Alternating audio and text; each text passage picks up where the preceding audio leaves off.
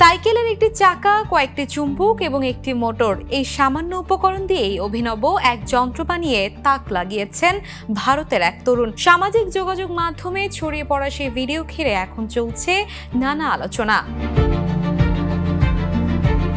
Viral ভিডিওতে দেখা যায় গ্রামের একটি এলাকায় তরুণটি নিজ হাতে তৈরি একটি যন্ত্র প্রদর্শন করছেন। লাল রঙের বাঁকানো কাঠামোর উপর বসানো রয়েছে সাইকেলের চাকা।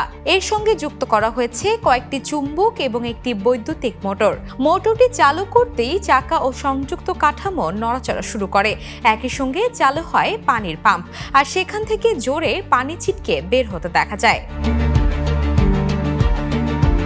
সহজলভ্য জিনিস ব্যবহার করে এমন একটি কার্যকর ব্যবস্থা তৈরি করায় ভিডিওটি দ্রুত ছড়িয়ে পড়ে। অনেকেই এটিকে স্বল্প খরচে উদ্ভাবনী কৌশলের উদাহরণ হিসেবে দেখছেন। তবে ভিডিওটি ঘিরে ভিন্ন মত রয়েছে। কেউ কেউ দাবি করছেন যন্ত্রটির কার্যকারিতার পেছনে অবশ্যই কোনো বৈদ্যুতিক শক্তির উৎস রয়েছে।